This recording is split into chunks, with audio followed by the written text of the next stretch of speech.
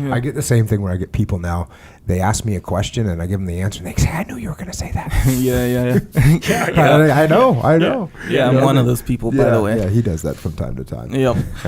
Also, how you were talking about kind of breaking the loop in your behavior, like, oh, I want to make a change to that one thing, to break the loop, and then you start with something small, and then it ends up affecting more things.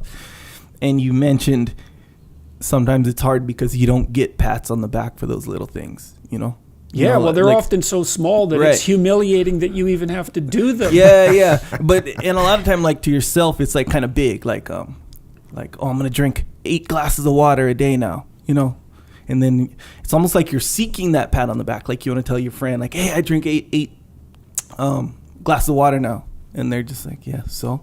Yeah, right. And you're like, why do I even, part of you is kind of like, why do I even do it then if no one's going to care? Yeah, well, there's a lesson to be drawn from that too, in terms of relationships that's really useful psychologically is, and this is a big mistake that people won't make. It's like, if you want to have a good long-term relationship with someone, then you watch them constantly, and when they do something that you like, you let them know. Yeah. Even if it's a small thing. Yeah. Because they're way more likely to do it again. And so sometimes a person will have kind of an inkling about what they might do that's good, or that would be good for their relationship with you, or that might even just be pleasing to you, but they won't say anything. Yeah. They're like afraid because maybe they won't get attention for it. Yeah.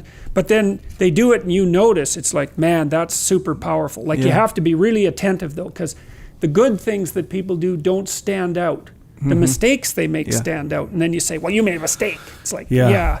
But to watch and to reward someone for doing something small right, that's a step in the right direction, that is a killer strategy. I found that to be true with my daughter. She's 4.5 now. But And some kids really, some kids are tough and they don't respond to punishment at all. It's like you just can't, you can't intimidate them. Yeah. My daughter, if I just pointed at her, she would stop. But my son, it was like, that was just round one. He'd just laugh. He'd just laugh and run away, So, but he responded to reward like mad. If I watched him and he did something that was good and I told him that, it was like he was just like, yes. Yeah. So, dang, that's good. Yeah. It's reward is harder to use, but it's more effective if you can manage it. Yeah. And then that's not like kind of how you say, where you're like, be careful with the reward when you give like too much reward for these small things, and then they come to expect that kind of thing. That's the problem with the self-esteem movement, Every kid gets a trophy day. Yeah. It's like inflating the currency. Gotcha. If everything is good, then nothing is good, because there has to be a distinction. So you want to watch, and you want to see when the person's made an effort, and you want to see when they've gone beyond the call of duty. And then you want to say, hey, I noticed that was really good. Yeah. And it is, scarcity really matters in those situations, because otherwise it just turns into noise. Yeah. Yeah, patronizing noise even, which is even worse. It's like, oh, you're doing well. Oh, you're doing well. Oh, it's like, leave me alone. Yeah. It's such a lie.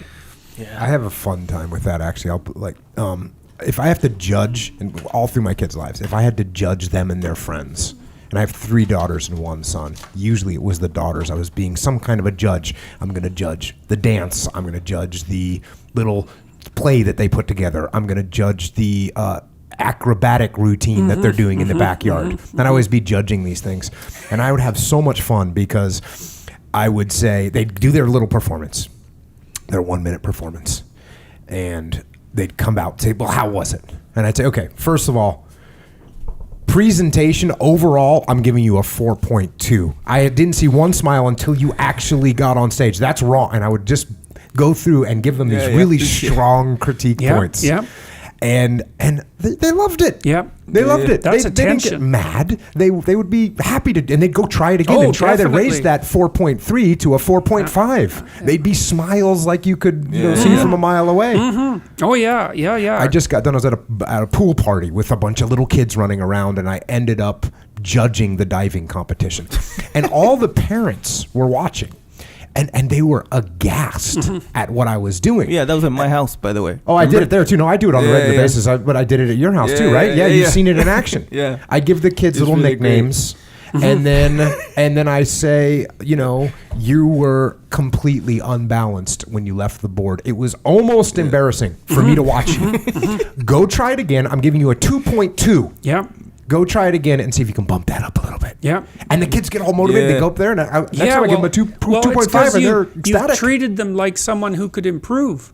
True. Right? So that's a big deal. That's better than a pat on the back.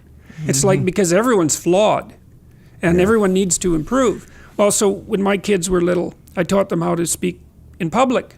It took about an hour, and that was it. So I had them, they had to read something, and so they'd read it, and I was across the room and say, well, that's not loud enough. It's like, I can't hear you. It's like, belt it out. And then they'd get a little louder and say, no, that isn't what I mean. Read it way louder than you think you should. And so they did that. And I said, well, that's about right, because there's nothing more appalling than listening to some speaker that you can't hear. It's like, there's just no excuse for that. And then, like, make it clearer. Put some passion into it, And it was unbelievable how quickly they would pick that up, And that also made me sad, because it took so little time to get them to do that. And then they had it, And so, and that like, a critic is your best friend if the critic isn't destructive, because what a critic does is say, look, you did 10 things, and like, these 5 things, you need some work on those. They're not good. And here's some things you could do that would make them better. And here's 2 things that you got all right, and here's 3 things that you did pretty well at. And so then, well, what's the message? The message is, hey, you can handle some actual criticism. So you're not some little, useless, wimpy thing that's going to die just because someone isn't telling you that you're already wonderful. Plus, you're not already not nearly as wonderful as you could get. So let's keep that in mind. And then, you lay out a pathway for improvement. And then you treat the kid with some respect. And you also show that being an adult means that you know more than being a kid. Because, the kid does something, you say, oh, that was really good. It's like, what are you saying? Well, as an adult, I don't know any better than you do. And that's a pretty dismal message, because the kid is going to be an adult for a very long time. And one of the things we do really badly in our culture is model why being an adult is better than being a child. Because it is better. You have freedom, and you have responsibility, and you have autonomy. And so we're always so concerned about making our kids feel good about themselves. It's like, they should feel good about becoming responsible adults, because they're going to be adults for like 80 years, and they're going to be kids for like 20 years. So the adult's the goal. So. Yeah, that was interesting when you started doing that. Because the kids are like 7 years old and under, by the way. Yeah. And he's like letting them have it. But it's funny. You have this kind of tone about you, though, when you talk to kids, that it's almost like that much over theatrical. Just that much. So you can tell he's like playing a character almost. Right. And the kids love it. It's so funny. My daughter like loves him. And the kids are just scrambling around wanting to do it again, and like, let me do this, let me do it. Your daughter's all used to it. She's like, okay.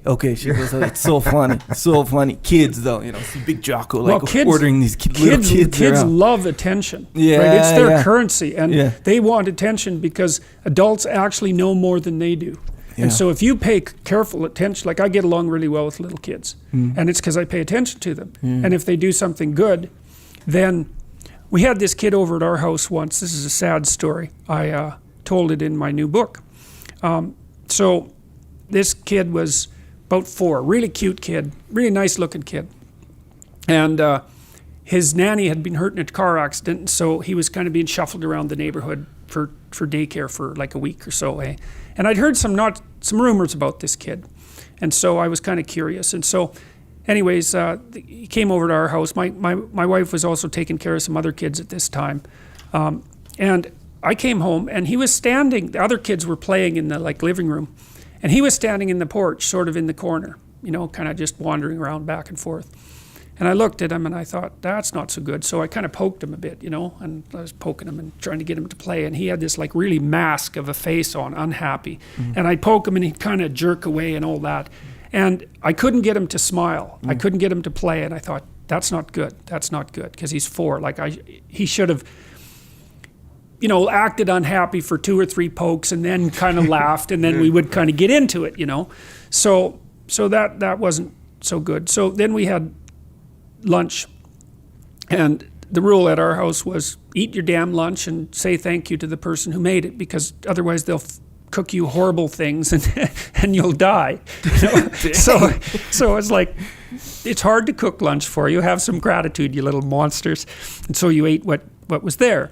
And so his mother, when she dropped him off, said, he probably won't eat anything all day, but that's all right. And we thought, well, actually, no, that's not all right, because he needs to eat. And it's not all right that he doesn't eat. Wrong. And so we'd learned how to feed recalcitrant children by that point. And so all the kids were at the table and they were eating, and my wife had made some chicken stew and he wasn't eating, and so she was trying to feed him. And so we were watching him very carefully, and so she'd bring up the spoon to his mouth and he'd like move his head back and forth, to refuse it. And it was just like about a 9-month-old would do that, when you're trying to, that's their first trick. And so that's a 9-month-old trick. And we thought, okay, well, something happened when he was 9 months old and he never really got beyond that.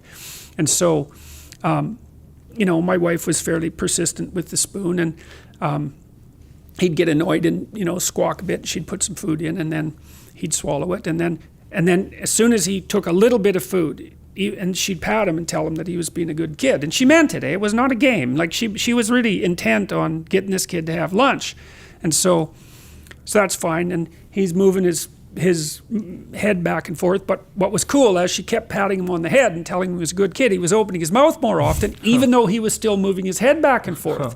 And so it took about 10 minutes or so, and she'd fed him the whole bowl of chicken stew. And she showed him and she said, look, you're a good boy, you ate all of it. And that horrible mask that he was wearing, that mask of unhappiness, it just fell off him. And he had this great smile. It just made the hair on the back of my neck stand up, because you could see that was the first damn thing that he had been allowed to succeed at, And so he was thrilled.